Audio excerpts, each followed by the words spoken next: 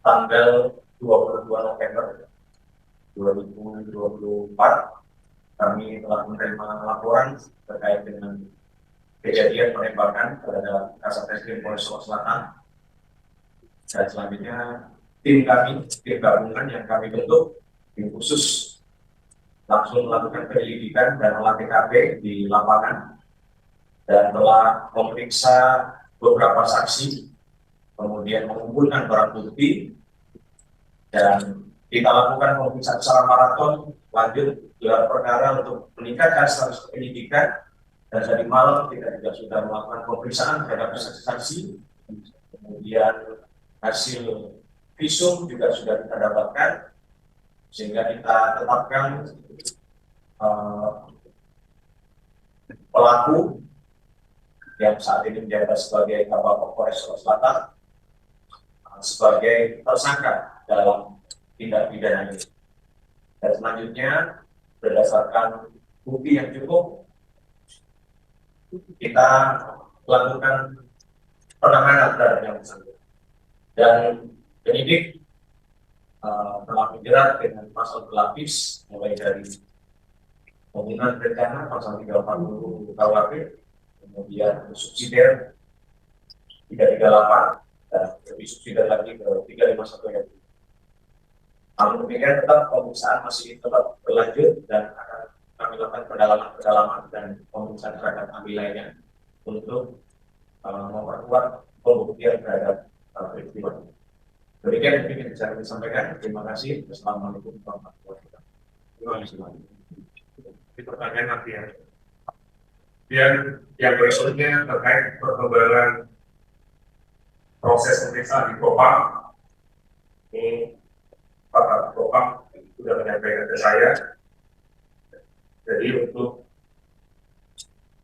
kegiatan pemeriksaan terduga pelanggar, jadi kalau di Propam itu pelaku kejahatan atau pelaku tindak pidana itu disebutnya dengan terduga pelanggar. Jadi terkait dengan kejadian ini, terduga pelanggar yaitu Kabak Polres Solo Selatan, dari hasil pemeriksaan yang dilakukan oleh Propam hingga akhir ini, pasal yang disangkakan pasal 13 ayat 1 PP nomor 1 tahun 2003 tentang pemberhentian anggota Polri. Kemudian junto pasal 5 ayat 1 huruf B, junto pasal 8 huruf C, angka 1 junto pasal 13 huruf M, Perpol 7 tahun 2022 tentang kode etik profesi dan komisi kode etik Polri. Tentunya kegiatan pemeriksaan ini masih terus bergulir sesuai dengan janji Bapak Kapolda, maksimal 7 hari apabila pemeriksaan selesai langsung dilakukan sidang kode etik.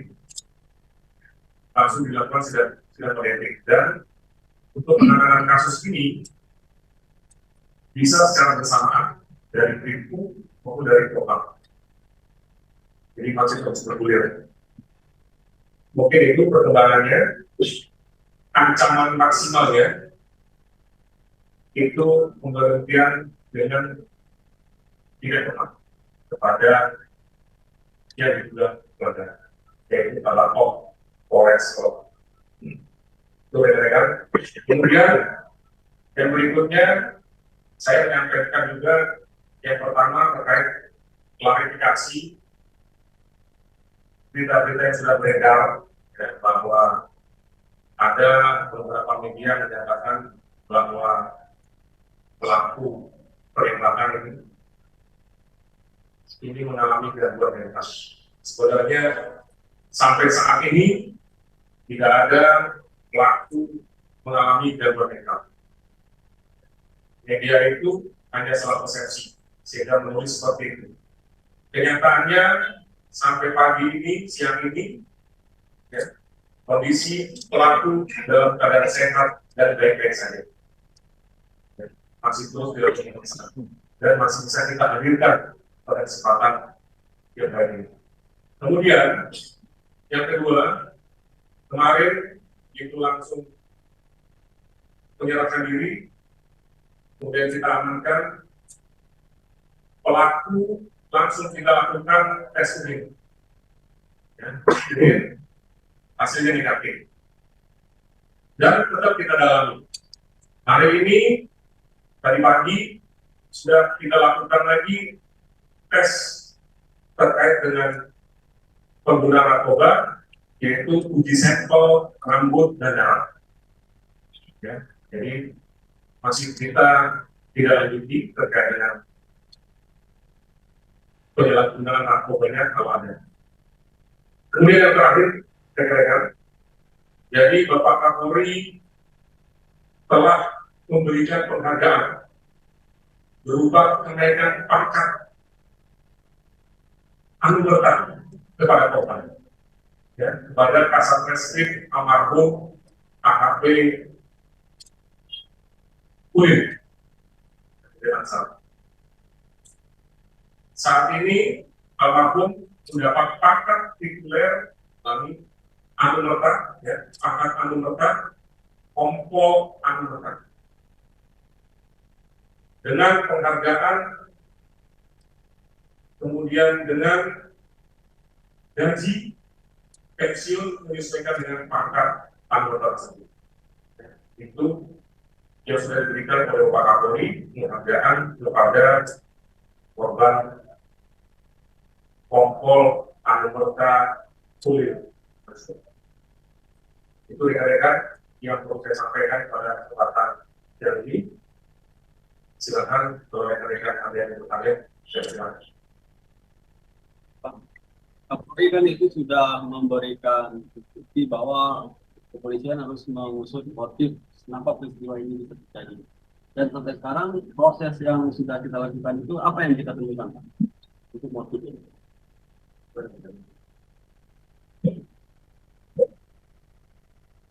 Yang kita jawab berdasarkan hasil pemeriksaan terhadap tersangka terkait dengan motif dan apa yang bersangkutan melakukan adalah rasa tidak senang, di mana rekanan pelaku ini dilakukan penegakan hukum oleh korban di Polres Sulawesi Selatan, hingga ketika yang bersangkutan mencoba meminta tolong, kemudian tidak ada respon, selanjutnya yang bersangkutan melakukan.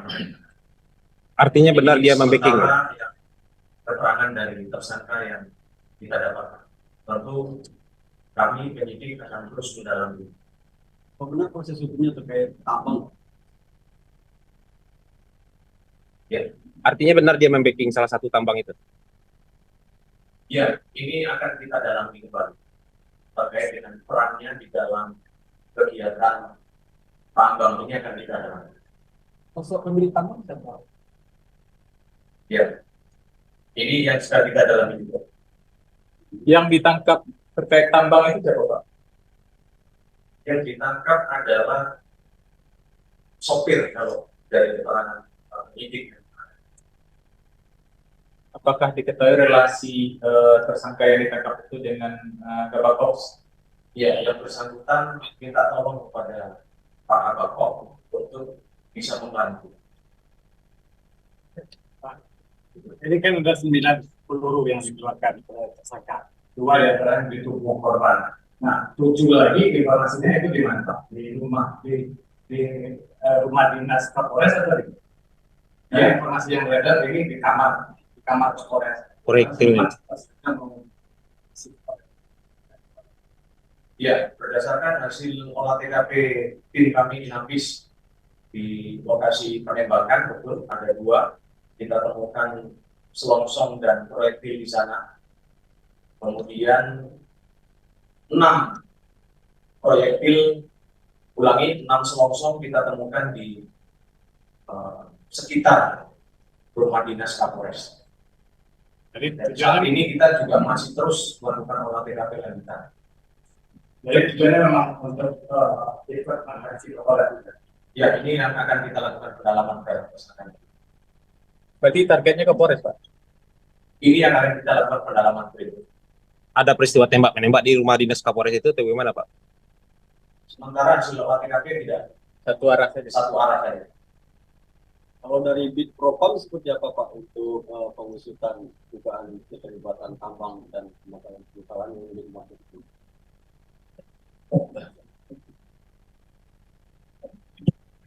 Baik, terima kasih masyarakat. Proses saat ini masih proses pendalaman. Bapak juga tetap dengan timeline yang ada. Insya Allah Selasa minggu depan kita efektif. Itu masalah keterlibatan ada di sebelah anggota, masalah kita keamanan dan si di wilayah Polres Barat tersebut yang dilakukan pendalaman. Tapi belum ada indikasi yang bisa Suatu indikasi belum, hanya untuk dugaan sementara bahwa ada faktor ada yang kita buat sebagai rekamnya yang berkembang dari satu kerja terus kita bicarakan. Pak, tadi kan disebutkan dijerat pembunuhan berencana ya. Itu perencanaan seperti apa yang dilakukan oleh tersangka sebelum melakukan eksekusi? Iya, tadi yang saya sampaikan ini dalam pendalaman. Indikasi-indikasinya nanti akan kita sampaikan berikutnya. Jadi yang kita jerat sementara dengan pasal tersebut, tapi tetap kita akan melakukan pendalaman terhadap saksi maupun dan barang bukti. Pak, 6 selongsong kan di area rumah dinas Pak. Pak itu Pak Kapolresnya berada di rumah atau bagaimana Pak? Peristiwa penembakan itu. Iya, informasi yang kami dapat memang Pak Kapolres ada di dalam. Tapi tidak luka ya Pak? Ya, tidak tahu. Ada korban Pak di kawasan rumah Kapolres itu? Sementara tidak. Pak, tambang ini lokasinya di Negari atau Kecamatan apa Pak? Ya, ini yang masih tidak dalam.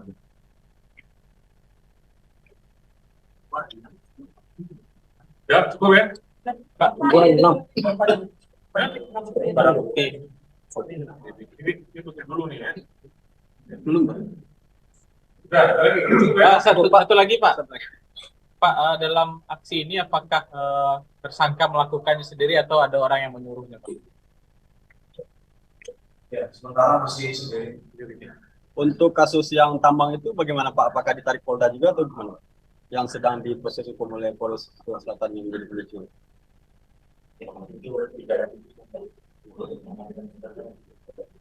Tapi masih lanjut berarti. Sementara masih di Polres gitu ya Pak ya? Ya.